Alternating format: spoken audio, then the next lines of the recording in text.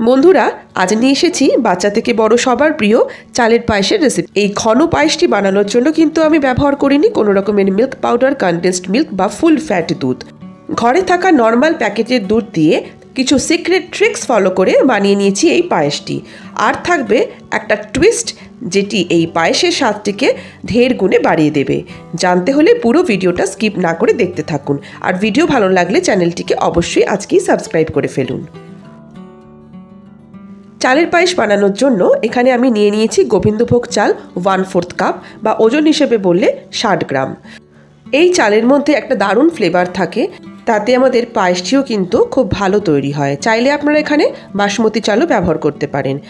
এবার ভালোভাবে 3 থেকে 4 বার জল পাল্টে পাল্টে আমরা চালটাকে ধুয়ে নিলাম। তারপর আধ ঘন্টার জন্য এটাকে একটু ভিজিয়ে রাখবো, যাতে তাড়াতাড়ি চালটা নরম হয়ে ওঠে। অন্যদিকে পায়েস বানানোর জন্য নিয়ে নিয়েছি এরকম একটা চওড়া কড়াই, যার ভিতরে আমি একটু ঘি ব্রাশ করে দিচ্ছি। তাহলে কি হবে, পায়েস যখন আপনারা তৈরি করবেন তলায় এটি লেগে যাবে না। আরও একটা টেকনিক আপনাদের দেখিয়ে দিই। কড়াইটা গরম করতে দিয়ে অল্প একটু জল আগে ছেড়ে দেবেন, এরপরে আপনারা দুধটা ঢালবেন কড়াইয়ের ভিতরে। সেটা করলেও পায়েস তলায় লেগে যায় না।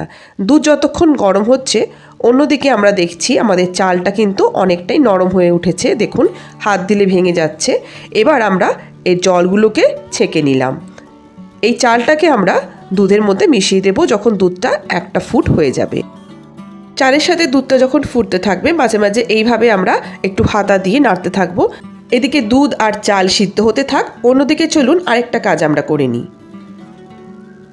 পায়েসের স্বাদটাকে ঢের গুণে বাড়িয়ে দেওয়ার জন্য নিয়ে নিচ্ছে কিছু ড্রাই ফ্রুটস। এখানে আমরা চাটুর মধ্যে একটু ঘি গরম করতে দিয়ে তার মধ্যে ছেড়ে দেবো আমাদের ড্রাই ফ্রুটসগুলোকে। 1 মিনিটের মতন হালকা ভেজে নেব। এভাবে করার ফলে এই ফ্রুটসগুলোর মধ্যে একটা ক্রাঞ্চিনেস আসবে, যা আমাদের পায়েসের স্বাদটাকে দারুণ করে তুলবে। আবারও একটু ঘি চাটুর মধ্যে দিয়ে দিচ্ছি কিছু কিশমিশ। কিশমিশটাকেও একটু সাদা হওয়া অবধি ভেজে নিলাম। চলুন দেখে নেওয়া যাক আমাদের পায়েসটা কতদূর হলো। দেখুন, এখানে আমাদের প্রায় 15 মিনিট হয়ে গেছে, চাল আর পায়েস ফুটে উঠেছে। আর যেহেতু চালটাকে ভিজিয়ে রেখেছিলাম, তাই খুব তাড়াতাড়ি চালটা সিদ্ধ হয়ে যায়। এবার দেখে নেওয়া যাক সেই সিক্রেট ট্রিক, যাতে করে কোনো রকমের কনডেন্সড মিল্ক বা মিল্ক পাউডার ব্যবহার না করেই পায়েসটাকে ঘন করে নিতে পারবো। দেখুন, আমি মোট 3 হাতা থেকে 4 হাতা মতন পায়েস একটা বাটিতে তুলে নিচ্ছি। এবার এটিকে ঠান্ডা করতে দেব, আর ঠান্ডা হয়ে গেলে এটিকে ঢেলে দেবো একটি গ্রাইন্ডিং জারে। এর একটা পেস্ট বানিয়ে নেব। দেখুন, কি লাগছে না পুরো কনডেন্সড মিল্কের মতো? এরকম চালের কনডেন্সড মিল্ক তৈরি করে আপনারা যদি এটি পায়েসের মধ্যে ছেড়ে দিতে পারেন, পায়েস কিন্তু নিমেষেই ঘন হয়ে যাবে। আমি কিন্তু এখানে অনলি প্যাকেটের মিল্ক, যেটা আমাদের টোন্ড মিল্ক, সেটাই 1.5 লিটার ব্যবহার করেছিলাম। আর এই চালের কনডেন্সড মিল্ক দেওয়ার ফলে 2 থেকে 3 মিনিটের মধ্যেই কিন্তু এটা বেশ ঘন হয়ে এসেছে। এবার ভেজে রাখা ড্রাই ফ্রুটসগুলোকে মিশিয়ে দিচ্ছি। কিছুটা ড্রাই ফ্রুটস আলাদা করে রাখছি লাস্টে ডেকোরেশন করার জন্য। আর হ্যাঁ, আরেকটা কথা, এখানে কিন্তু কিশমিশগুলোকে আমি এখন মেশাইনি। অনেক সময় কিশমিশ টক হয়ে গেলে এই সময় দিয়ে দিলে দুধ ফেটে যেতে পারে, তাই এটিকে আমরা শেষে মেশাবো। দেখুন, আমাদের চালের পায়েস অলরেডি কিন্তু অনেকটাই ঘন হয়েছে।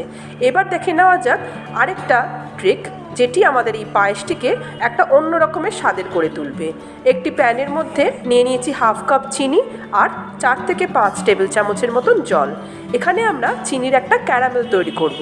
খুব তাড়াতাড়ি 2-3 মিনিটের মধ্যেই চিনির কালার ব্রাউন হয়ে যাবে, আর তখনই এর মধ্যে দিয়ে দেবো 1/2 কাপের মতন জল। দেখুন, ব্যাস, চিনির এই ক্যারামেলটা এবার আমাদের পায়েসের মধ্যে মিশিয়ে। Wow, excellent! এইটা মেশানোর নিমেষেই দেখুন কি ম্যাজিক হয়ে যায়। পায়েসের কালারটাও হয়ে উঠবে অসাধারণ, একটা হালকা লালচে, যেন মনে হবে গুড়ের পায়েস বানিয়েছি। আর খেতে হবে দারুণ স্বাদের, একদম অন্য রকম। তো আপনারা অবশ্যই কিন্তু একবার হলেও এই ক্যারামেল পায়েসটা বাড়িতে বানিয়ে দেখবেন। এই স্টেজেই ভালো গন্ধের জন্য মিশিয়ে দিচ্ছি এলাচের গুঁড়ো। আর একদম শেষে আমি ভেজে রাখা কিশমিশগুলোকে দিয়ে আমার পায়েসটাকে নামিয়ে নেব। ওয়াও, তৈরি হয়ে গেল আমাদের আজকের condensed milk, milk powder, full fat milk কোনো কিছু ছাড়াই মাত্র প্যাকেটের টোন্ড মিল্ক দিয়ে চালের ক্যারামেল পায়েস। এই স্টেজে গ্যাসটাকে অফ করে দিতে হবে, কারণ ঠান্ডা হয়ে গেলে এটি আরও ঘন হয়ে যাবে। রাবড়িদার ঘন গোলাপি রঙের চালের ক্যারামেল পায়েস। আমার দেখানো আজকের এই সিক্রেট টিপস অ্যান্ড ট্রিক্সগুলোকে ফলো করে আপনারাও অবশ্যই বাড়িতে বানিয়ে নিন এই নতুন স্বাদের চালের ক্যারামেল পায়েস।